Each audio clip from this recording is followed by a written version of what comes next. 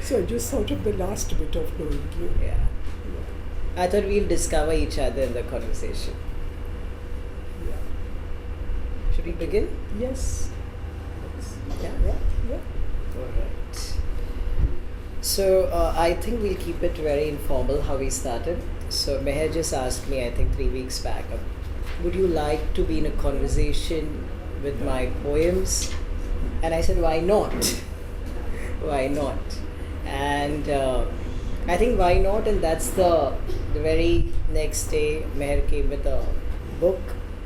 And I've been through it, I think, a couple of times in the last 3 weeks. And we thought, okay, let's have a conversation, which is going to be largely about her poems and poetry in general, and the move from prose to poetry, and whatever else we discover in the conversation. So to begin with, firstly, this is the first book on poetry, but she has been writing prose for quite a long time. I would like you to talk about your journey, the migration from journalism days to creative writing, prose, and then from creative writing, prose, to poetry. Okay, let's start with journalism because I think that has shaped a lot of what I am today. I think it's a very exciting profession. It exposes you to the two extremes of life. I mean, you're interviewing film stars, you're interviewing street kids, you're interviewing taxi drivers, you're interviewing a politician. So you get a very big canvas which you grow on. So that has been a very exciting part of being a journalist. And the other equally interesting part, or I would say even probably more challenging part, is interviewing great minds, because you get access to the top people in whatever field you are interested in. My interest was culture, so I could talk to Hussain Saab, M.F. Hussain, Akbar Padamsee, all these people. You can talk to them at depth, and you spend an hour or 2 hours with people like this, and you grow so much in the process. So I think those 20, 30 years of 20 years, 25 years of journalism really shaped what I became. I got disillusioned with journalism when journalism changed completely from being a kind of a place where you could explore and interact with people and explore ideas, and it's become very commercial now. There's all paid news. There's, even when we started, we were told attention spans are dropping, and so you cannot write more than 700 words, and we were used to doing much longer pieces, in-depth pieces. So when that was no longer possible, I had to find something else to do. And my last major assignment in journalism was covering the Sri Krishna Commission reports, which was on the Bombay riots. And after that, to sort of find paid journalism, you just could not fit into it. At least I could not fit into it. So I had to find something else, and I started writing my novels. I wrote 2 novels. And then I wrote a couple of plays, and now I'm on to poetry. Okay. So the poems are in 3 sections. The first is called Lonavala, and second is Mumbai, and third is Zoom poetry. 3 sections. Which one of these do you feel express what you want to say better? I think each of them has, I have resonance with each of them. But I would say the Lonavala and the Zoom poems I relate to more. Lonavala, because we have our family home there. It's our 120-year-old bungalow, and my first poem is actually on that. So I've spent many years over there exploring the place. I used to go for long walks and all that. Now it's again the whole question of commercialization has crept in. It's not what it used to be.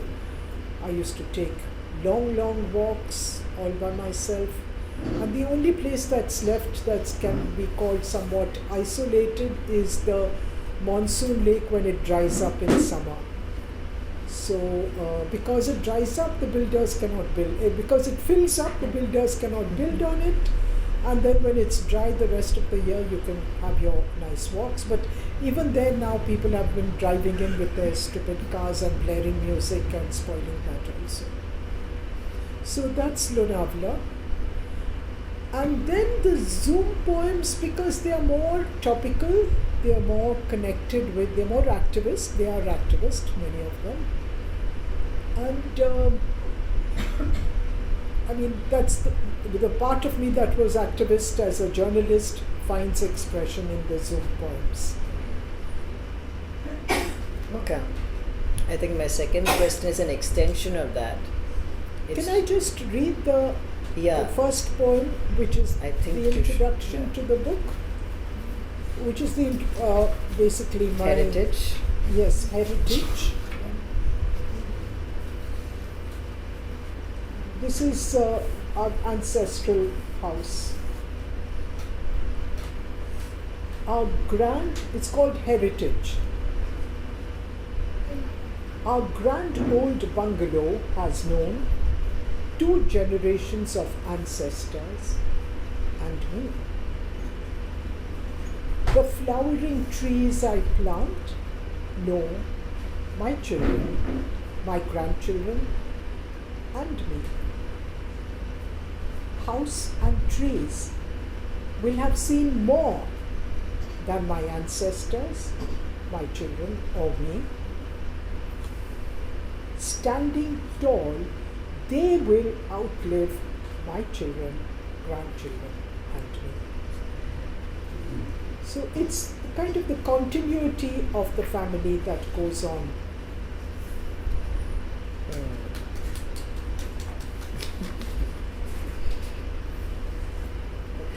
Okay, so one is your first part of the book I found very personal, very ecological, but the last part is very social.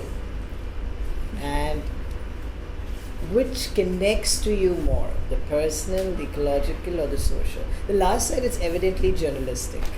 Yeah. Obviously the personal connects, because that's where I come from. I mean, my ethos is in there. So I'll read another poem rather than as a way of answering your question. A poem called Walking on Page 21. Yeah. So these were I had long walks in Lonavala. I wish I could still have those long walks. I still have the energy, but the place is not what it was. All the places where I used to walk are all built up. There are all these fancy bungalows and no space for people like me. Walking.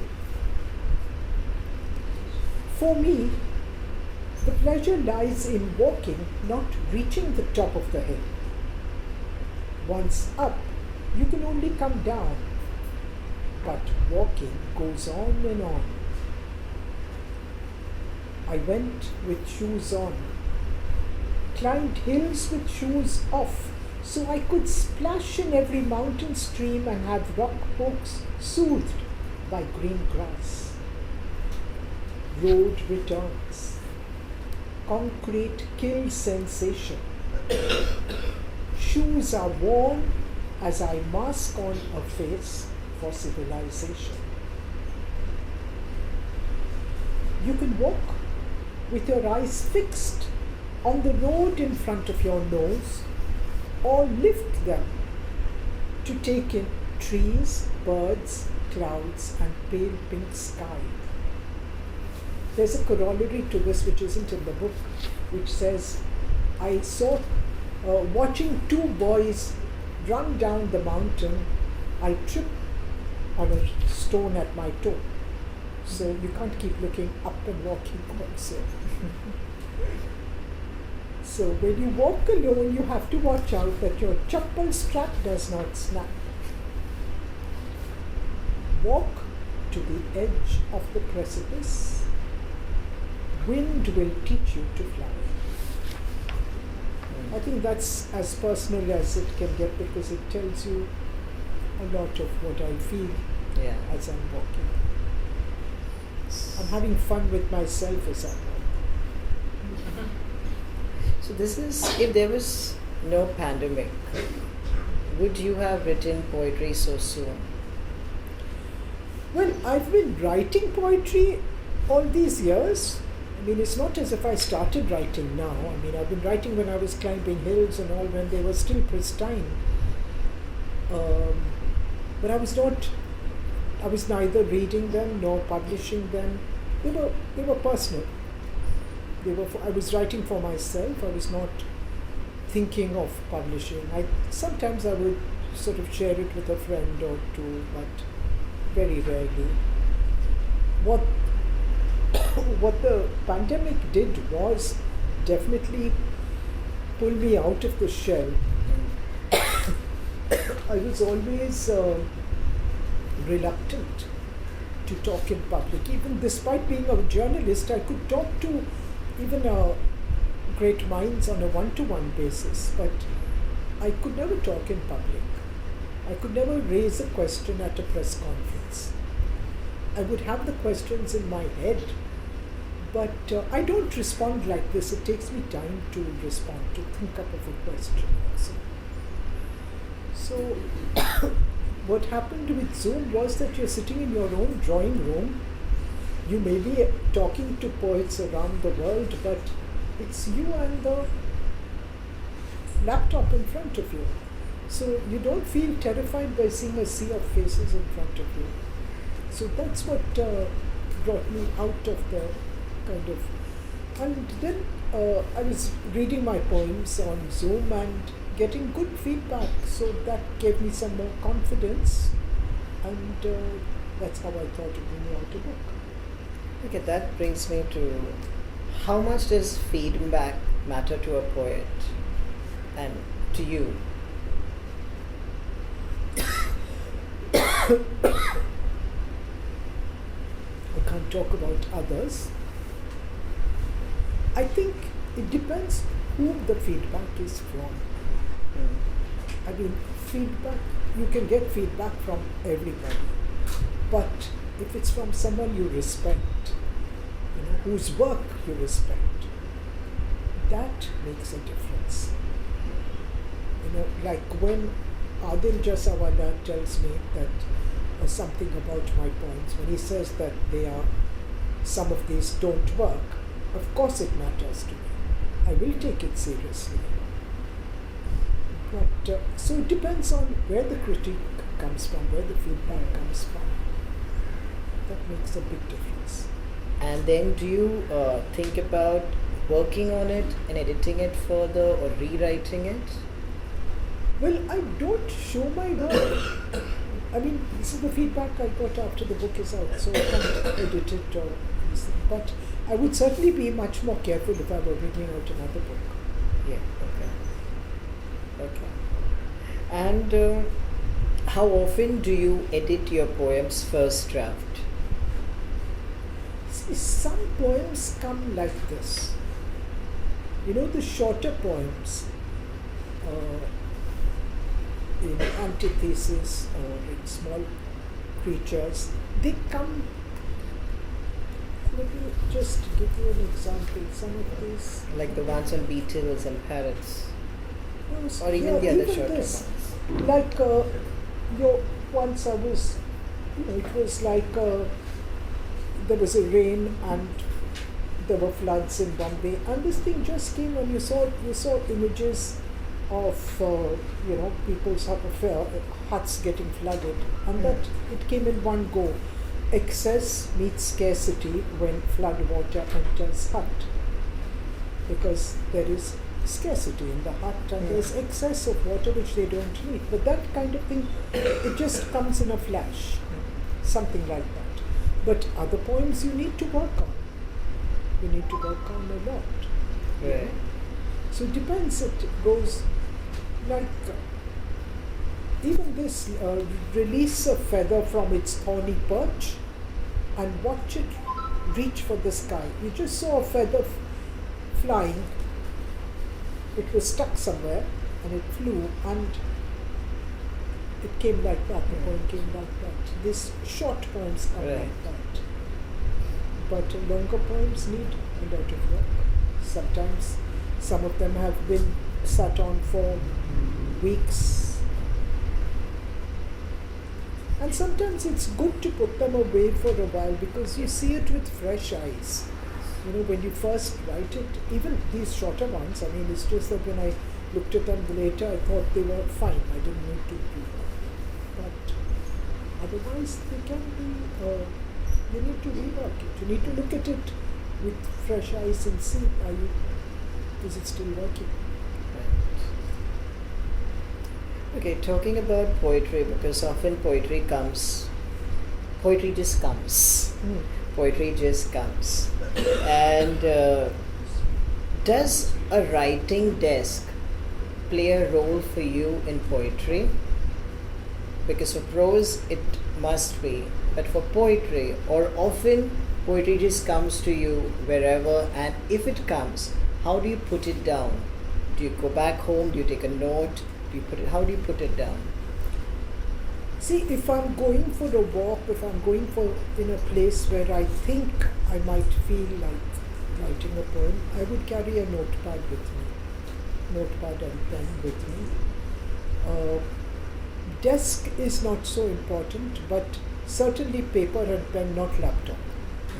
I cannot even think of writing a poem on a laptop. It goes onto the laptop much later. Right. But no phone, no tick phone either. I can't While do you're walking, that. I can't No, that it doesn't work. It doesn't work with fingers like this. It has to be like this. It has to be like this. It has to be. Very often if I write something, it's illegible and I have to screw my eyes up to see what have I written. But it has to be writing. So, That pretty much answers it. pretty much it should do it. Yeah. Okay, I think I would like to know your growing days favorite poets, and then later when you were much more mature, what poets you liked, and now at least 3 stages. You are assuming I'm very literate, which I'm not. So I'm not extremely well read. Literature is not my background. I graduated in psychology, and my only exposure to literature was when Salim Piradena had in the open school at Sophia College. I joined a couple of literature courses there. And then Adil used to run locations at NCPA. So that's it. My favorite poets would be Robert Frost and Neruda, Pablo Neruda. And a few others, but nothing I've really gone deeply into. So, and I've been more into theatre than poetry. Reading wise. I read a lot of Ibsen, I read a lot of stuff, and also because I did a drama course in Sophia. So Strindberg, Ibsen. So who would be your favorite playwrights? Strindberg, Ibsen, 2 you said. No, I'm just saying that. Yeah, so names come if to you mind. have to pick up playwrights, not poets. No, so I said I'm not very literary, not very literate in that sense. Okay. So I must say that, I mean, of the plays I see in Bombay, it was Dubeji who was a huge influence. Again, one of the great minds one could interview, one could interact with. And of course Nasir is there. So those are the... And then Vikram Kapadia used to do good stuff. Ramu used to do good stuff. Ramu Ramanathan, Yeah. Vikram Yeah. Kapadia. Yeah. Vikram is still doing stuff, but Ramu's disappeared. Disappeared to Gujarat. Yeah, I know. Okay. All right. You want me to read one of your poems at this moment? Yes, please. Of course. So this is, I mean, I liked many of them, but this one I found interesting, and this is from your Mumbai section. And I think, like you, I like the first more, Lonavala. And Mumbai is the last one, but I like this one. Ode to a Christmas Tree. Okay. It wasn't a wet or windy day when the Christmas tree gave up the struggle of breathing through thick asphalt. A low, loud bush and three-story tree lay resting on a roof, neither denting nor cracking glass. Car owner rushed, clicking evidence for insurance. No injury to man or wall or car. Gentle tree had no enmity with black beauty. Dear tree, eons ago, children decorated you with bauble streamers, gifts galore. They, whose childhood you shared, don't even know you are dead. Within an hour, fire brigade arrived, chopping limbs, hacking trunk, piling the still bleeding, the resting place of sparrows into a garbage van. The lars haggled and squabbled, segregating leaf, limb from good wood. Only enraged sparrows, shit spattered car glass.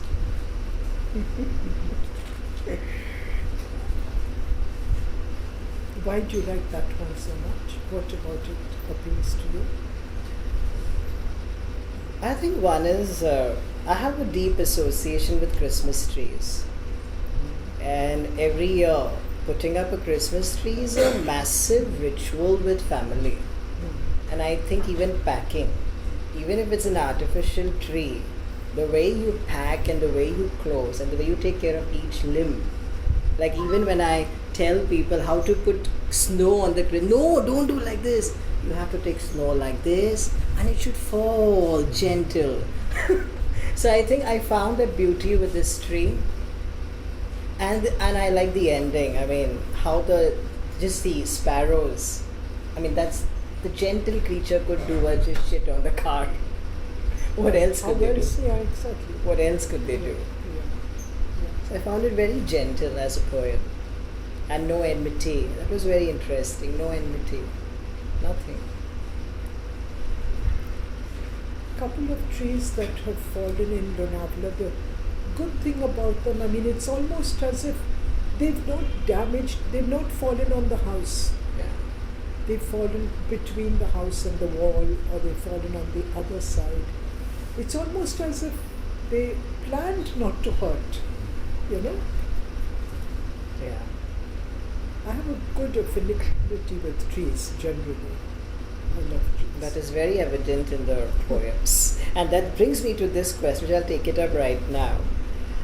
What's your association with gardening? Because a lot of the poems speak about trees, speak about nature per se, but largely gardening, not from a gardening perspective, but about the trees, about the plants, about saplings.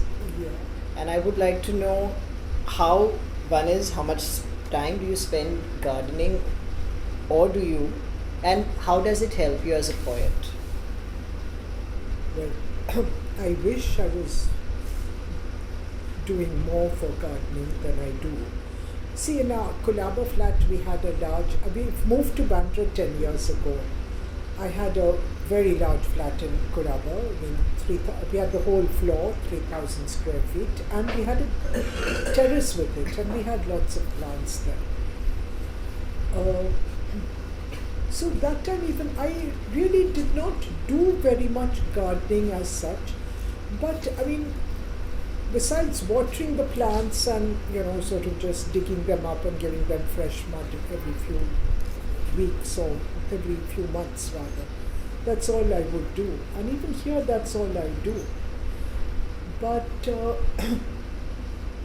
we did some experimental stuff. I mean, not experimental, I suppose, where gardening is concerned, but we grew tomatoes, we grew chilies, we grew curry patta, and it was just fun kind of thing. It wasn't anything more than that.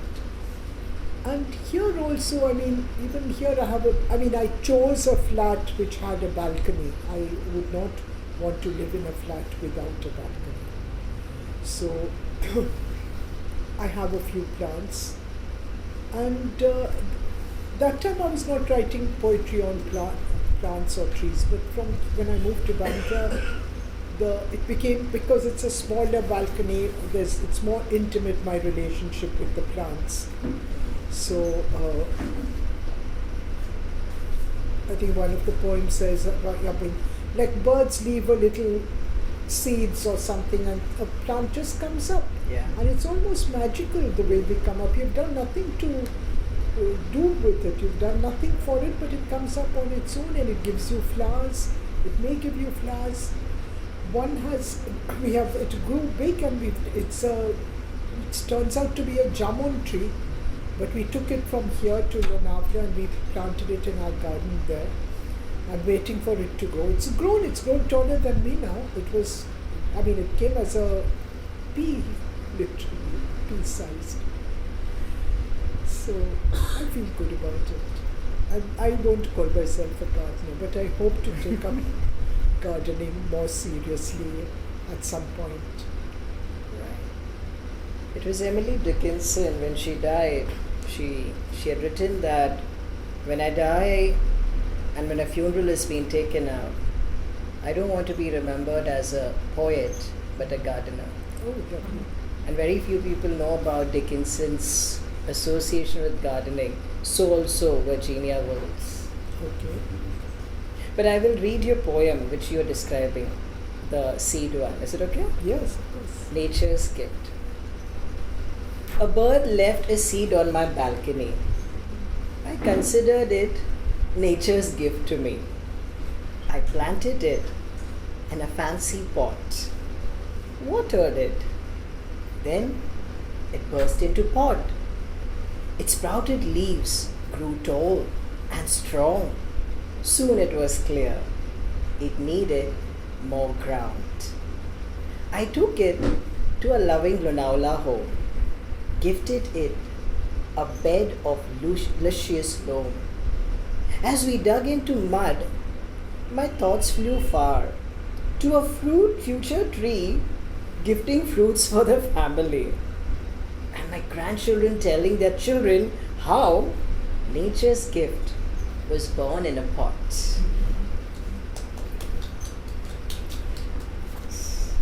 So a lot of the time I'm having fun, whether I'm walking in the mountains or wherever or planting, I'm having fun by myself. I enjoy having fun by myself. It's a strange thing. That's what most poets do. That's what most poets do, walk by themselves. Or Yeah, even Voltaire speaks about walking. One should just walk. Yeah. Just walk. Yeah, just walk. Okay, walking brings me to this another question, which I always find it important to ask people.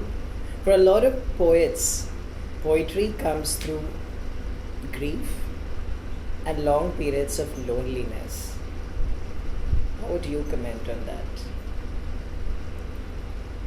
I would say there is poetry that comes, but it's different. And I would not use the word loneliness, I would rather say aloneness. I think it's very important to be alone. And be alone for in certain settings. Always to be with people. If you go to a beach and you're with a group of people and you're sort of having fun, that's not the time you're going to write poetry. Certainly. You're not even going to feel anything that way. But if you walk alone with the water, it comes. It comes. So I would definitely differentiate between loneliness and aloneness. They're two different. When it comes to grief, I think poetry does flow from grief, but I think that poetry needs, at least for me, it needs editing, because you just let things out, and it's kind of healing, because you're writing for yourself and you let it out. But for it to be poetry that is got any meat in it, you need to edit it out. I think that is very important when you're writing something about something that's been traumatic. Right.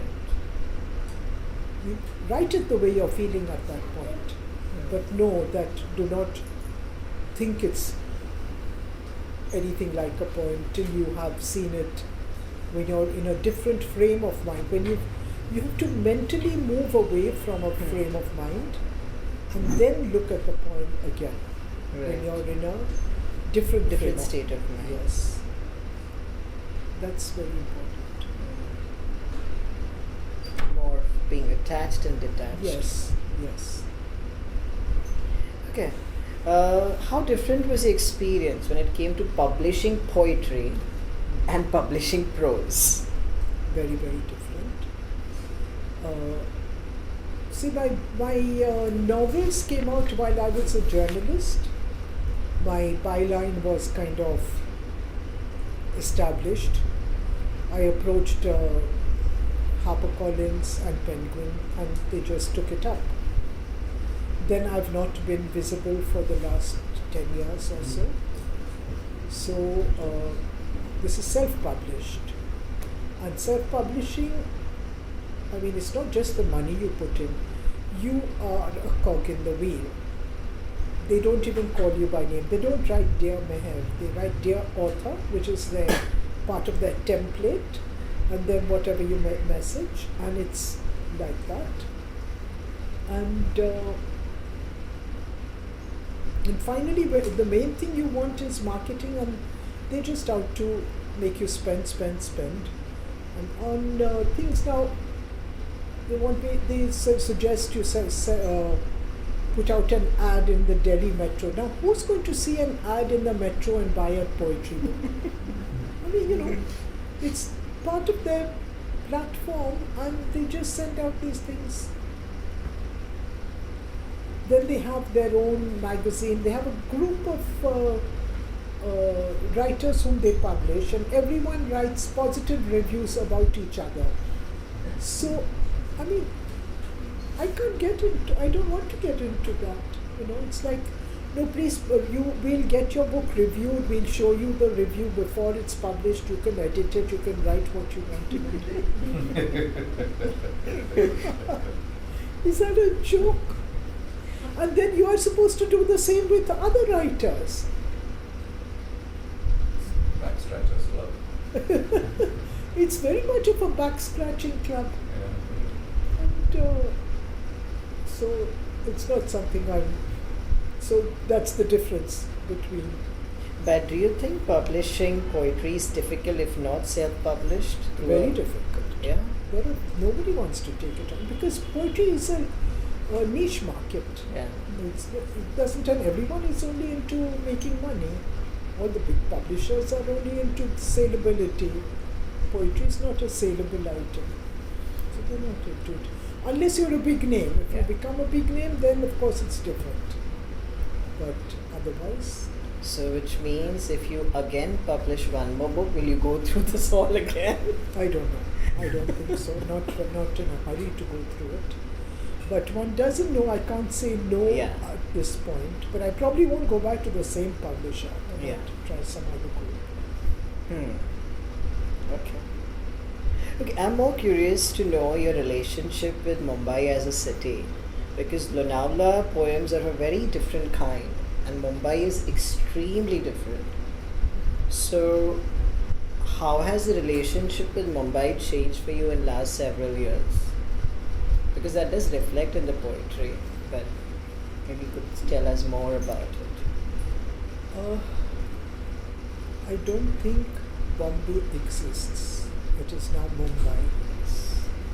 And I grew up in Bombay. I love Bombay. And I will always love Bombay.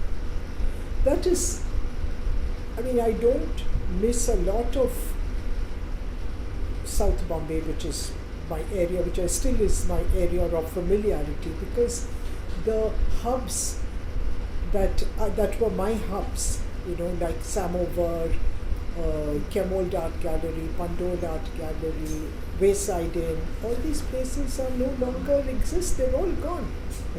So even if I was still in South Bombay, they wouldn't be there for me anymore. And these high-rises, these glass and steel things, which my grandson admires. Are demonic. Yeah, he keeps saying, let's move into some such thing like that, and it's kind of not me. Yeah. It doesn't have any feeling, nothing. It just, to me, it always looked demonic whenever I cross that Mahalakshmi area on the flyover. It's just these tall buildings that reminds you of some apocalyptic films. There's just no life. They're cold. They're so They're cold. cold. They're cold. They're There's cold. no warmth in them at all. And so gated. They're called gated communities. They're called gated. They're put in a And they prison. take pride in calling gated communities. Yes. Yeah. It's like taking pride in being in a prison. Voluntarily. Okay, on that note, I'm going to read her one poem at this point. Because she's talking Bombay changing, trekking changing. I found this poem interesting, day 1, day 2, day 3 of trekking. So I'll read that poem. Trekking. In my youth, Lohagarh was a 3-day trek. Day 1. It's Lohagarh. Lohagarh.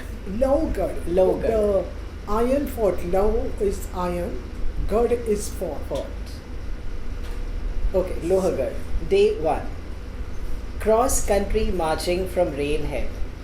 Across fields with curious cows, shepherds chewing neem sticks under the rising sun, to reach the foot of the fort by sunset. Day 2. Scan rock face for path. Climb, pant, stop. Clamber over stones, seeking footholds in cracks of rock, reach top. Slump swearing, never again. Search for firewood to warm home food. Day 3. Descend. Heel before toe, slip with rolling stones, grip tree roots, run slither slide to meet flat ground, march to railroad, planning next trek. Today, roads runs from the railhead to Lohagarh base, ferrying fancy cars, rock-hewn steps, ease footsteps, taming fort for tourists, for whom selfies against obsolete cannons are the proof they conquered the iron fort.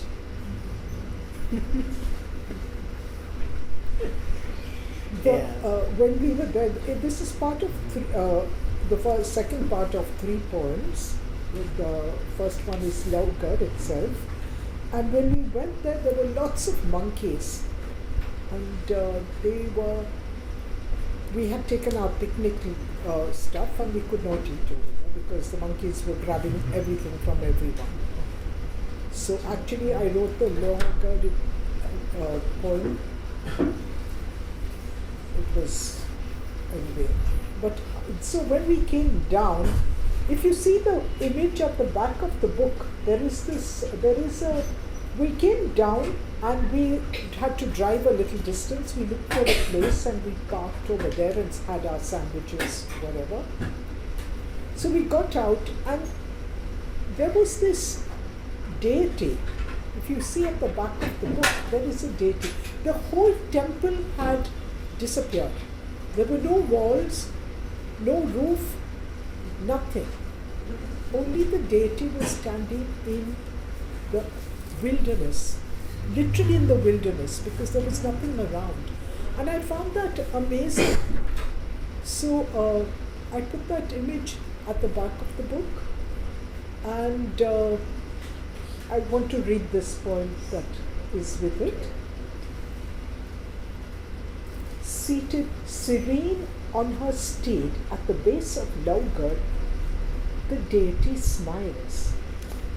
Undeterred that the roof over her head has blown off, that pillars supporting it have become stumps, cracked cement, rusting iron, exposed to naked sky, paint washed clean by repeated rain.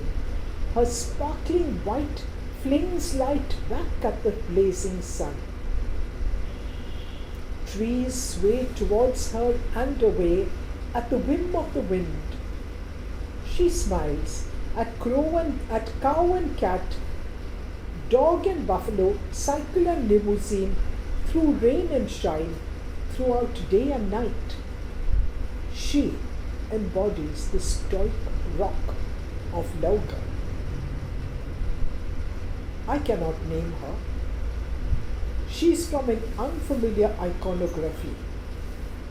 I am not drawn towards idols, but this one's resilience is empowering. She has withstood storm after storm, remaining rooted to her ground, her gaze fixed at the mountain that has become a fort. And similar to this, during the Ukraine war, I don't remember the name, but there is someone they consider like the Homer of Ukraine. And the whole area around was bombed and destroyed, but only this one statue remained. And I find it amazing. I find it amazing. I don't know how to interpret it. But certainly there are some very, there are vibes that keep things going. I think we have done more of this. Should you read some other poem? Would you like to? Sure. Before we call it an evening. I'd like to read some angry poem also. Yeah, we haven't done those. I'm not a fan of angry poems. Okay. This is Lament of a Marigold when rapist murderers are garlanded. Yeah, this I liked when you wrote earlier before the book. From the day I was born, I was considered auspicious. Petal after petal opened to sun, drinking its warmth, growing from bud to flower, awaiting festive fun. Would I end in a pious puja, adorn a bridal bed, Diwali decoration, a garland around a head? Puja offerings felt best. Dance with chanting devotees, praying to various deities, or being crushed on a bridal bed would not be bad. Or Diwali decor, competing with diyas and glittering lights. All dreams dashed. I got woven into a garland for goons with rancid, odious sweat overpowering my scent. The same sweat that mingled with that of the women they raped. The same sweat that dripped with the blood of the murdered child. Dirty sweat stains me, chokes me. How can I rebel? Yes.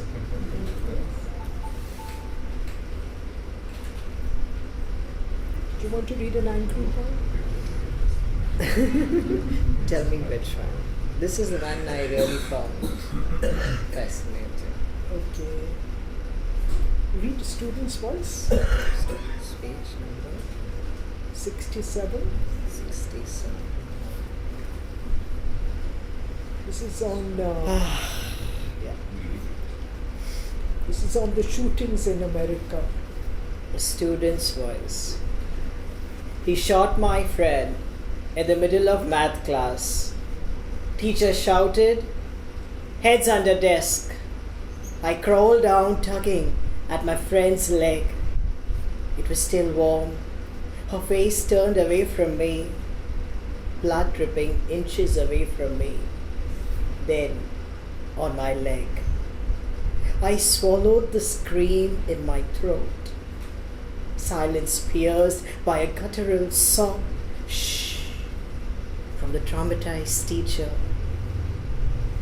Hour-long minutes passed, and Pythagoras stared from the board.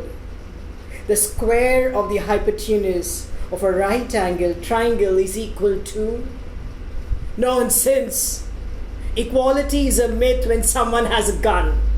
Shaky hands tugged friend's leg again. It was cold as she slipped from desk to bench to floor. Her face, a sea of blood at my feet. And I screamed. Silence shattered in cacophony of sobs and wails as heads emerged from desk, all -3. Dazed eyes gazed at our friends, wounded or dead.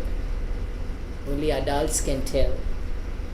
Every one of us, 22 in our class, is scared, is scarred by the sights we have seen, the fears we feel that will never heal. No math for me. I need a gun to feel free.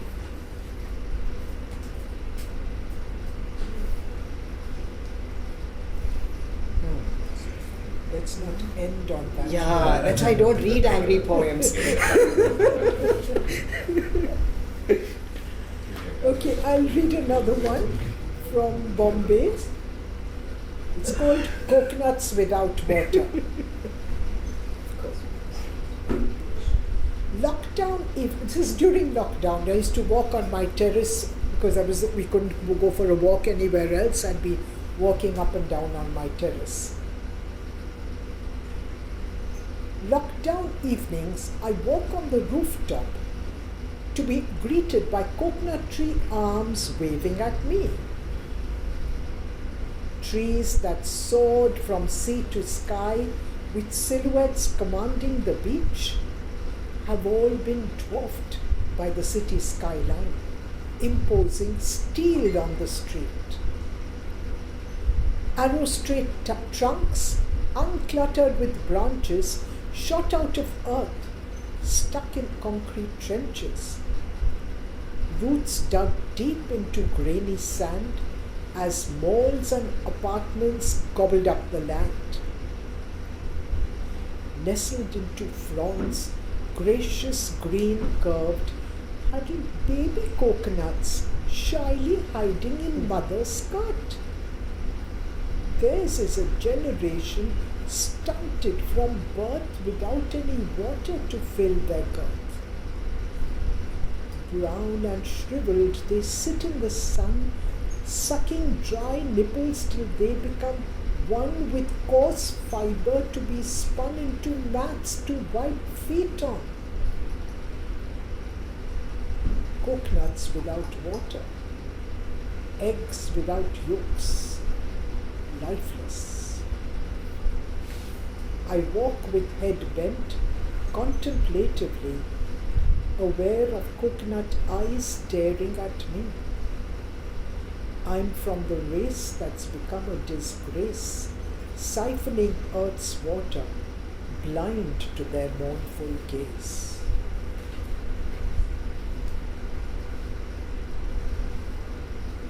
You want to end with something? I think I like this. I like your long poems actually more. Balcony, Crow and Me. Okay. Good to end? Yes. I love my little balcony. It extends my tiny flat for me, with an armchair for my morning tea and a cane swing when there's company. Then came the crow with his raucous caw to shatter my peace, spatter shit on my floor. He crowed through siesta every afternoon, flew away mocking when threatened with a broom. Each time I stood at the balustrade, he would fly at me, aiming for my head. He pulled my hair, scratched my arm. I stayed indoors, fearing further harm. How dare you! I silently screamed, seething at having him upturn my dream. I chose this flat for its balcony. He ruined it with his cacophony. On a day when it was raining so, I came across the bedraggled crow, huddled beneath the flower pot shell, not a patch of his aggressive self. At his discomfort, I triumphantly smiled, mocking his misery as he had mine. I tapped at the glass to shoo him away, then reluctantly allowed him to stay. Seeing my dark enemy on the run, I thought I would have a little fun. I blared out music right at the door, a stark contrast from his ugly caw. Learned from Elvis, Beatles, and Stones.